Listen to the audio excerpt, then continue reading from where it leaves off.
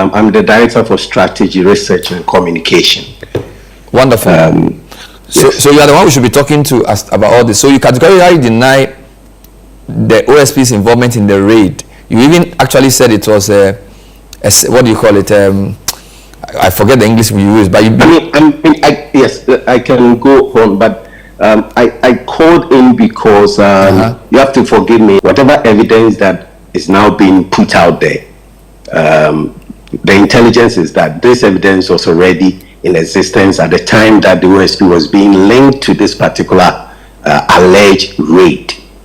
And so it is obvious that the sponsors of this propaganda, having come to the conclusion that it cannot stick with the OSP, has now decided to take a part of what the SP said to mean that it's the OSP, Office of the Special Prosecutor, Eddie Babon to say Kenneth Nanaya Ofori-Atta wanted. Ladies and gentlemen of the media, the OSP declares Kenneth Nanaya Ofori-Atta a wanted person. He is a fugitive from justice. Assembly akreti, hey, media so pa. OSP, no 2 million, maybe only me. Now Kenneth Nanaya Ofori-Atta, a Ghanaian investment banker, I serving my ex-president Nana Addo Akufo-Addo from 2017 to 2024. As Minister of Finance and Economic Planning. So for me, if I look at the Ministry of Finance, for example, I see areas of risk management that we have not been quite vigilant about. I see it turning into a top-notch global treasury, so that the issues of judgment debt, the issues of compensation, the issues of arrears, and SOE debt are all things that we can track well to make sure we don't get into those problems. And it is from there that we can then allocate these resources to men and children in a vigilant way. Thank you. Assembly, I'm a Ghana for the Bruna, a cowboy, Kent Ofori-Atta Pai. What would you say? Wakwata was southern France. It means that what didn't work Kamura. What didn't work Kamura. Or, to put it simply, Wajibam. Or in the Hausa language, Otelo. Or to put it in a more simpler way, Yagudu. It's as simple as that, Mr. Speaker. Winner, MP4 in Shayesu constituency, Steven Amwa. Ababonti said, no. Ghana for December, Monchumubuasi. Now, Okai Manikosi say evidence and say prove Yamba say Ken Nanaya Ofori-Atta a criminal. And Magani Nimbia a soldier Eguneso. Mr. Speaker, in conclusion, I would like to re-emphasize the point that Ken Ofori-Atta, until proven guilty by court of competent jurisdiction, cannot be described and defined as somebody who is criminal. But Mr. Speaker, I think I have to make myself clear here. I am not even speaking against one side. I am talking about actions and inactions, omissions and behaviors that are dwindling the very reputation of this house. We've been doing this to ourselves for far too long.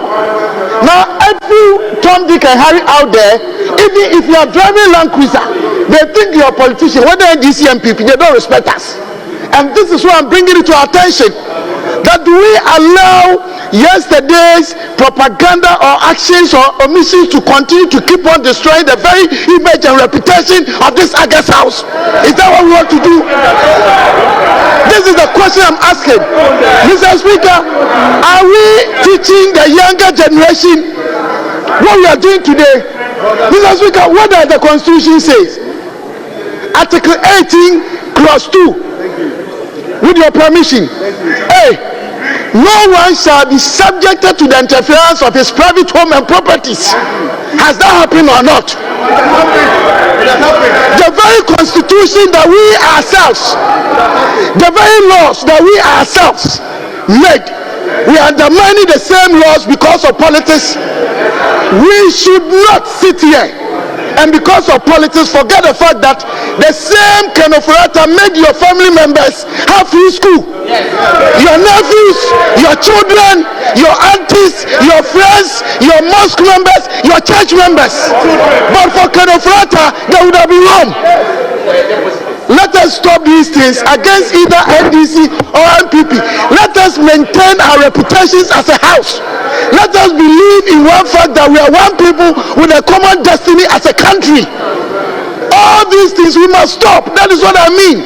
Yesterday's politics we should forget, because we are destroying each other. And we call ourselves honorable members. We all deserve that. But please, Mr. Speaker, what I'm trying to tell the House is that sometimes, because of politics, we say these things, we think we are joking. But those out there, they believe in what we say and they disrespect all of us. Let us protect each other. Let us keep the dignity of this House intact and portray to the people out there that, yes, we have changed. Mr. Speaker, I am ending by telling each and everyone, especially my brothers and sisters from the other side, to repent. To repent. These behaviors must be stopped. We don't do that to ourselves. Look at Honorable Agoja, very respectable. Our leader, respectable. We are all respectable members. But because of politics, as you call you thief, you are this, you are that, and when you go out there, you want people to respect us. I think this should be the last time for all of us. Let us show love and constructive discussions. Constructive conflict C type, not A type. All member conclude. In the same way, Anna Stephen Amwa, MP for Ishaesu constituency, and so at the Ababetugya. Now I know the Samet Dakon, our head of communication and strategy for OSP, and so the Sinda Betuga Chibu Dentia. OSP declare Ken Ofori-Atta as wanted. Thank you very much, Bernard. I'm the Director for Strategy, Research and Communication. Wonderful. Yes. So you are the one we should be talking to us about all this. So you categorically deny the OSP's involvement in the raid. You even actually said it was a what do you call it? I forget the English we use, but yes, I can go on, but I called in because you have to forgive me. I have been in meetings all day. Yeah. My attention has been drawn to a few misconceptions that have been said on your show by the lawyer for BCU and now an MP, I think. You think yes. It's actually an MP. It's not you think it's actually a full MP. I have not really followed. Yes, I know. You're a busy man. So yes, lawyer Buffo. So what did he say and what do you want to react to? Yes. So a few things about the BCU case, a few things about the issues he raised that the OSP wants to always play to the gallery. But before that, let me just address the issue that we raised. The OSP, yes, has categorically denied. And it's not just because we've categorically denied. Whatever evidence that is now being put out there, the intelligence is that this evidence was already in existence at the time that the OSP was being linked to this particular alleged raid. And so it is obvious that the sponsors of this propaganda, having come to the conclusion that it cannot stick with the OSP, has now decided to take a part of what the SP said to mean that how come the SP has said that intelligence said that the Honorable Ken would have staged it. But that's not how the SP put it. The SP said that we categorically deny it, and even if it happened, it's either staged or it is an imposter action. So this whole idea to just take one part and blow it up, we do understand the propaganda business. But now that it has emerged that Mr. Richard Jakpa led the team, the Mahama Yarga in Parliament actually confirmed that Mr. Jakpa works with national security. Would the position of OSP be tenable in relation to saying it was staged? Why would Mr. Jakpa lead uniformed people to the house, and that will also be part of a staged thing? Because that's what I said, that the OSP didn't just make one statement. It says that it's either staged or an imposter action. But that will still be serious. To describe, but if it's an imposter, because the allegation. Say again. I'm coming. The allegation by the media and persons close to Mr. Honorable Ken had been that the OSP was behind the raid. The OSP's intelligence shows that OSP did not conduct that raid, and that is what the media ought to let the people of Ghana understand. How they want to move the goalpost to the SP has said that it was staged. That means things will not. No. For instance, Mr. Honorable Kennedy Ken Ofori-Atta, we do not know which of the houses the alleged national security operatives went to. Remember, traditionally, people think that the house that they've known to be the house of Honorable Ofori-Atta is where he stayed. That's not the house we know him to stay in. We know him to stay in another house. So we cannot tell whether whatever they did. So if our intelligence tells us that we have not done that and that it could have been an imposter action, that is what it is. But what is important is the fact that it is now obvious that that propaganda falls flat, that the OSP had nothing to do with it. And that feeds it into the propaganda that I wanted to dispel, that the OSP appears to do things to court public attention and all that. That is not true. They keep on citing the issue of Madame Cecilia Dapa. And Madame Cecilia Dapa's case was a very simple case where the OSP had to conduct what we call emergency search.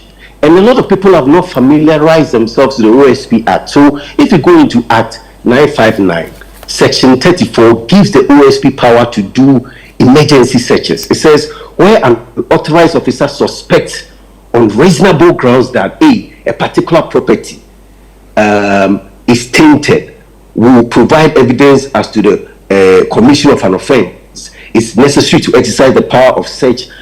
It gives all the indices and the indications under which the OSP can conduct an emergency search.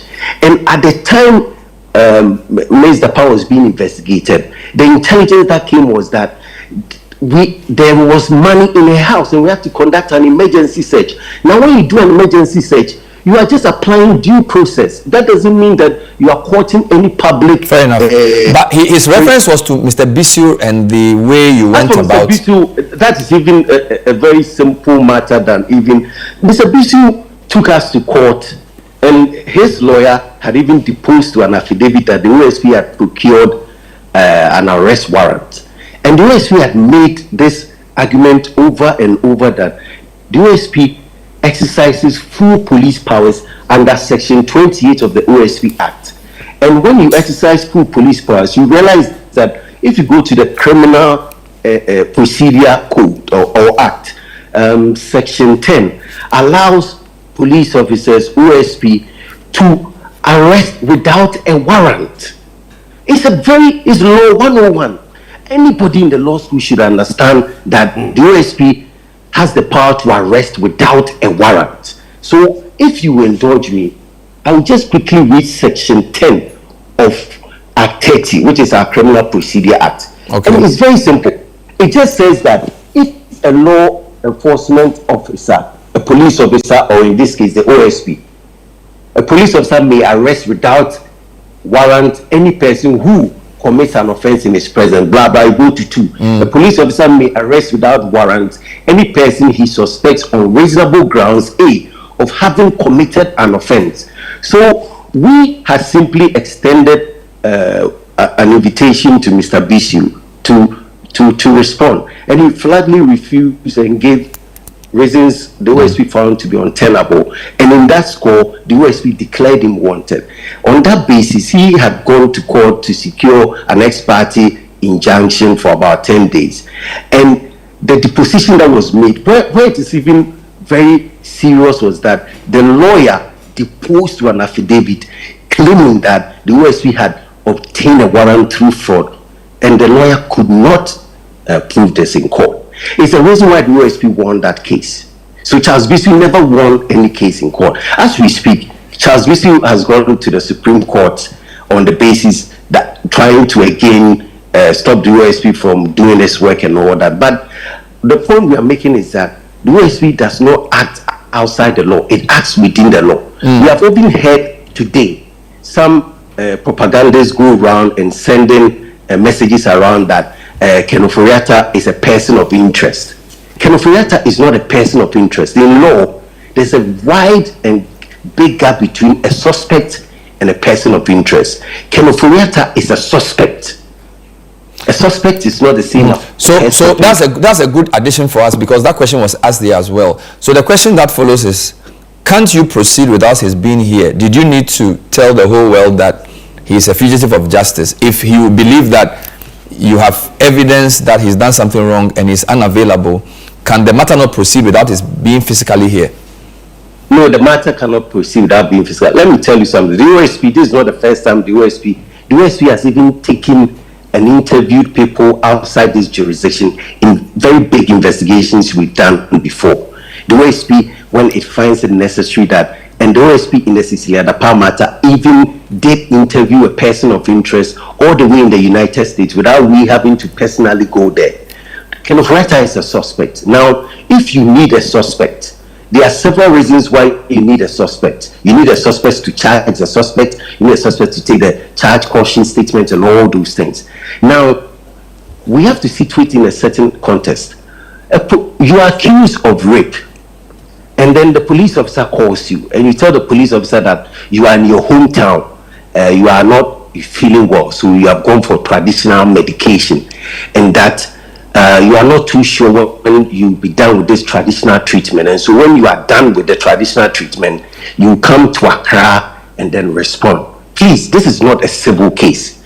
This is a criminal case. You are being charged for rape, and you are giving them your timelines. If you also then tell the native doctor that, okay, can you give me a letter to support me? And the letter just simply says that, oh, I'm the native doctor, I'm attending to him, and I think that I'll be treating him for this, and after that I'll treat him for that, and so give and take. You have to give him more time, and they are not specific. No serious law enforcement agency will take that as a reason, especially in a criminal. So have you written back to the medical facility asking for better and further particulars? No, we don't need to write to the medical facility. We are not the one to prove anything.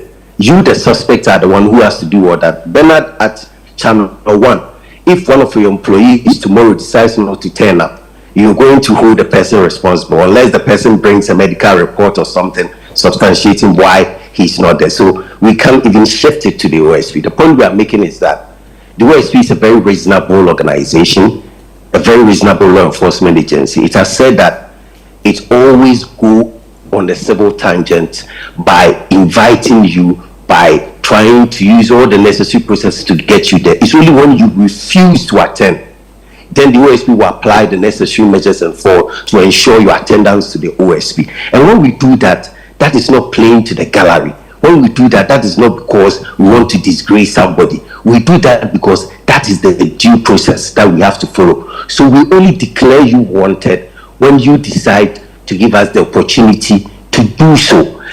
If Mr. Ofori-Atta turns himself in, there will be no need for this drama. Like we said, nobody even knew we were investigating Mr. Ofori-Atta. Some people have said that, why are you now investigating Mr. Ofori-Atta? Who said that we just started investigating Mr. Ofori-Atta? None of the cases we put out today, the investigation did not start this January or 2025.